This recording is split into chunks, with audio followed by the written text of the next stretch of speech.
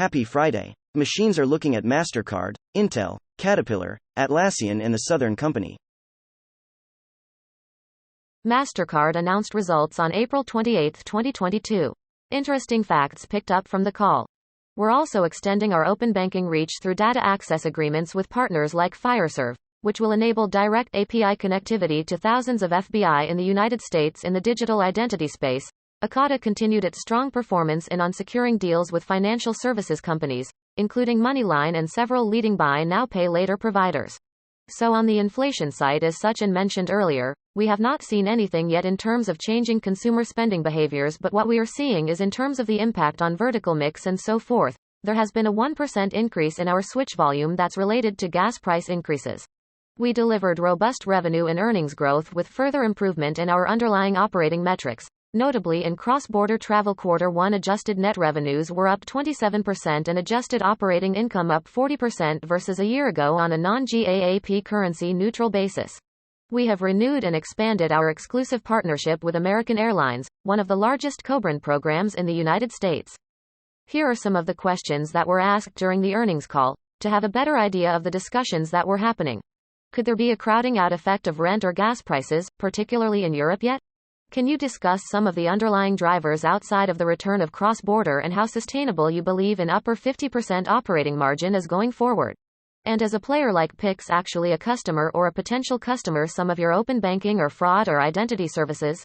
And number 3, you do see fluctuations coming that number through as a result of crypto and crypto volumes, right? Do you see a different longer-term mix of debit versus credit or any associated impacts to P&Ls or yields or model up the long term? Last, we used sentiment analysis to see how the analyst call sounded about specific topics. About spending, the sentiment was 74% positive. About growth, the sentiment was 71% positive. Intel announced results on April 28, 2022. Interesting facts picked up from the call. Building on its market leadership in AS and AV solutions, mobile advanced system launches have continued, including the next-generation BMW 7 Series with the leading-edge combination of IQ5 and an 8-megapixel camera, as well as BMW Highway Assistant, which enables hands-free driving on separated roadways up to 80 miles per hour. Built on the foundation of One API, OpenVINO has enabled hundreds of thousands of developers to dramatically accelerate performance on rapidly growing AI workloads at the edge, including Z-Block Computational, who is using OpenVINO to deliver their AI micro-cloud solution to cities everywhere. Finally, we expect to see second-half growth in each of our two remaining businesses, Mobile and IFS, as they ramp new products and secure new customers for gross margin. We're guiding 52% in line with the 51% to 53% range previously communicated. Mobile achieved all-time record quarterly revenue of $394 million, up 11% sequentially and 5% in comparison to Q121, which saw exceptionally strong auto production and pipeline rebuilding due to COVID-related recovery.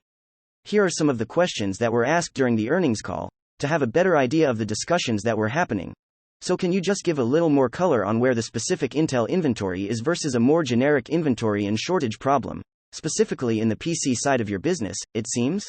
Could we hope for continued improved yields on Intel 7, driving some positive surprise on the gross margin? Is that slowing the pace at which Intel can execute on the velocity of the roadmap? Is the team still on track to roll out desktop versions this quarter and still on track to ship 4 million plus discrete GPUs this year? Do you think this is going to be a faster ramp versus Ice Lake, or this is going to be a slower ramp? Last, we used sentiment analysis to see how the analyst call sounded about specific topics. About investments, the sentiment was 83% positive. About growth, the sentiment was 83% positive. About outlook, the sentiment was 78% positive.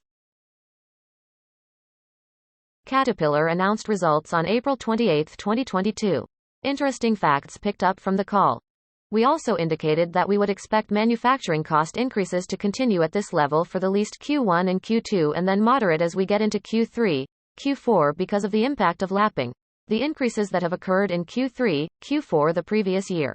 Operating profit increased 2% in the quarter to $19 billion, driven by strong volume and favorable price realization across all segments, which was partially offset by higher manufacturing costs and SG&A and road expenses.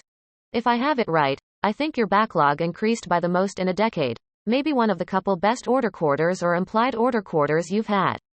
Here are some of the questions that were asked during the earnings call, to have a better idea of the discussions that were happening. Does dealer optimism drive a lot of it, or is it really end user demand? But is there any way you can help us with how to think about sort of end margins as we exit the year? But if anything seems like it's accelerating right now, and just with that, your overall dealer sales decelerated to plus 3% versus plus 5% last quarter. Does that number get worse and potentially go negative again before it gets better? Or do we see a re-acceleration in Q2?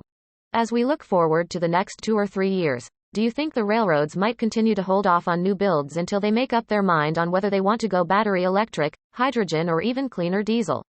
Last, we used sentiment analysis to see how the analyst call sounded about specific topics. About sales, the sentiment was 65% positive. About investments, the sentiment was 88% positive. About costs, the sentiment was 67% negative. About growth, the sentiment was 81% positive. Atlassian announced results on April 28, 2022. Interesting facts picked up from the call. And for the TAM that just represents our current products, that's of the scale of around 29 billion, well, less than 10% of that today. That said, obviously we have 2 fantastic products in Complaints and Trello that are at scale and continue to grow strongly at scale. Here are some of the questions that were asked during the earnings call, to have a better idea of the discussions that were happening. But when you look at sort of the 2 results, how much of this was just the demand environment? Could you maybe give us some historical context as to what you saw last year when you had a similar loyalty discount expiration? Where is that incremental spend mostly coming from Q4? How much of that $10 billion would work management have to represent for you to hit that goal? Last, we used sentiment analysis to see how the analyst call sounded about specific topics. About investments, the sentiment was 50% positive. About growth, the sentiment was 73% positive. The Southern Company announced results on April 28, 2022. Interesting facts picked up from the call. Considering our progress over the last 2 months, we have provided an updated ITAC completion schedule following receipt of the 103G letter from the NRC, and as Unit 3 continues its transformation from construction to operations, our efforts will be focused on completing the remaining inspection records, system turnovers, and the necessary pre-operational and component test required to load fuel later this year. This remarkable track record reinforces Southern Company as a premier, sustainable investment, and as we mentioned on our last call, we believe once Vogtle 3 and 4 are completed, our board will have the opportunity to consider accelerating the rate of dividend growth, further supporting our objective providing superior risk-adjusted total shareholder return to investors. And when I talk about a new relationship where we want the Department of Energy, broadly the United States government, to get in the boat with us to achieve this lost net zero goal, some of that may be funding more important net zero technologies, whether that's storage, whether that is carbon removal, whether it's new nuclear, you name it.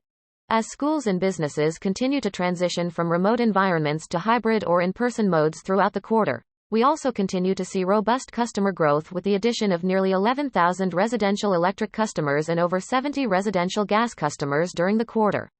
Here are some of the questions that were asked during the earnings call, to have a better idea of the discussions that were happening. How is that trending versus historical in your own expectations? How do we get the right number of people to agree on the right number of issues and get it done in a time frame that is enough in advance of the November elections to be constructive? I saw some comments in your 10 kelvins about it, but can you talk about the sourcing of uranium and nuclear fuel in general, processing enrichment, and how it's dependent or not dependent on any direct or indirect sourcing from Russia? I mean, do you think that growth is stronger now than maybe pre-COVID or just from a big picture point of view? Last, we used sentiment analysis to see how the analyst call sounded about specific topics. About sales, sentiment was 57% positive. About prices, sentiment was 67% negative. About growth, sentiment was 78% positive. I hope you found today's updates helpful. If you want to learn how to build your own algorithms, you can check our free YouTube channel where we post hands-on courses about how to build them, or get the book that is looking at multiple types of investment algorithms, or feel free to check our small group customized lessons for something more personalized.